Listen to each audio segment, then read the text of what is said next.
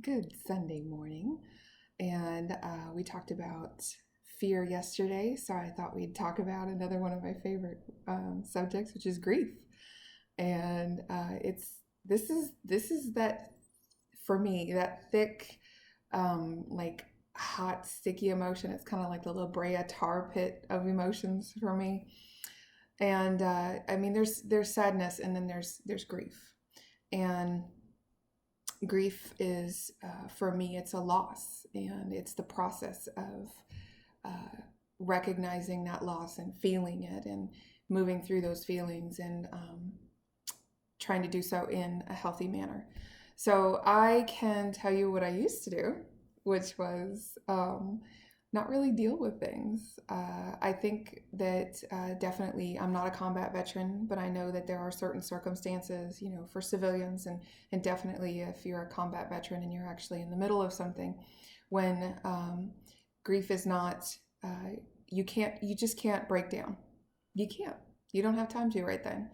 And I think that that's normal, that's healthy. You do what you need to do to make it through it. You do what you need to do to survive. But at some point, for me, it's going to come out. So I've had a few losses in my life. And interestingly enough, so when I originally was kind of approaching this topic of grief, and learning about myself and all that kind of stuff, I thought grief was only reserved for if someone dies, or if your animal dies or something. And grief is a bigger emotion for me now. And I think actually one of the biggest grief subjects that I've had to work through is the loss of a dream. So when I was in my early 20s in the military, I got married because we all got issued a spouse. And around 25, 26, I found myself separated and in the middle of a divorce. And I was single for 2.5 years.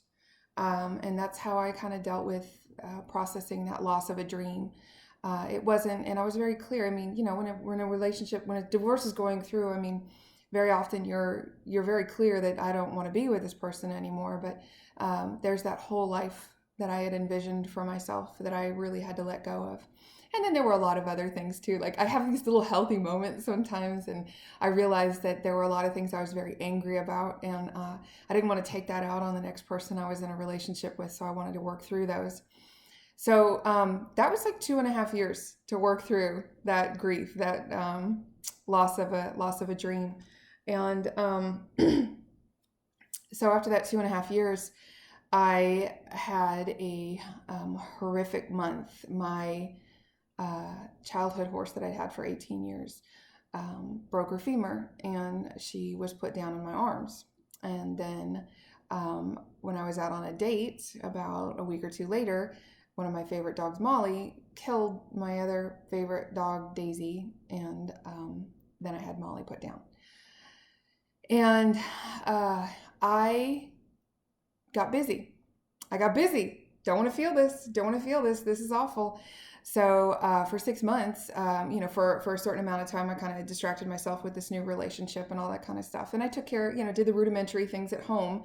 But for the most part, I really kind of avoided all of that. And about 6 months after all of that happened, I ended up in the emergency room. My body was having a physiological response that none of the doctors could figure out. And so they went through and they ran all these tests, and then they said, well, we really can't figure this out. We're going to send you to your primary care physician for a follow-up. And when I sat down with her, she's like, well, is anything going on? And I'm like, no, not really. And then she said, okay, so let's go back a little further, 3 months, 6 months, whatever. And we got to 6 months, and it was like that M&M shell that I was talking about before. It was so precariously close to the surface, and I had so not buried it very well, that when she just kind of tapped on it, it cracked, and I kind of, teared up. And she goes, well, honey, she goes, you need to deal with that. So I, at the time, remember thinking the only thing I had in my head was just these images of their death and of their bodies lifeless, and how painful that was. And I called a friend of mine and I said, hey, I said, I need to ask a favor. I said, can I come over and cry and tell you stories about my horse and my dogs? And he was very gracious and he said yes. And I spent that evening telling all sorts of stories about the things that we had done together and the quirks that they had. And, oh, that little shit used to do this. Um, and that's become my process now for if I have an actual loss of life is to sit down with a safe person and tell them stories. And that's how I celebrate the relationship that I had. That's how I recognize and honor the presence that they had in my life. And that's how I also keep them in my heart. And it's not as painful of a memory to revisit. I will still, and there's no time limit on grief either. That's the other thing is I have had, hard standards for myself in the past. And I was like, well, you should be over this by now. And there's no time limit for it. It's been 15 years since I lost my horse, and there was a song just one day that was playing when she was put down. And if that comes on the radio, I will still pull my car over and have a good cry. So a couple of tools that I've used regarding grief is sometimes I prepare for it. I know it's going to happen. I'm sharing a lot on these videos, but it's my life, and I'm okay with that. And I had a miscarriage once, and it was devastating. And I took a week off of work because I knew I did not have the reserve to put on the face and go to work and do the deal. And so I reached out to friends and I stayed busy. And if I was mad about it, I got mad. And if I was sad about it, I just got sad. But I took vacation so that I would give myself the space for that. Sharing with others, like I've just said, there's a saying that sorrow that's shared is halved and joy that's shared is doubled. So I like to share how sad I am, or the fact that I miss this person, so somebody else knows that, and maybe they miss them, or too, or whatever, and then getting to share those stories, that makes me happy. And then the other thing that I do too is I have timed breakdowns. There are times like you just can't, you can't take vacation, you can't just blah. So what I've done in the past is I would go to work and I would say, okay, when you get off work, I have to go through a security gate. When you go through that security gate, you have permission to cry all the way home.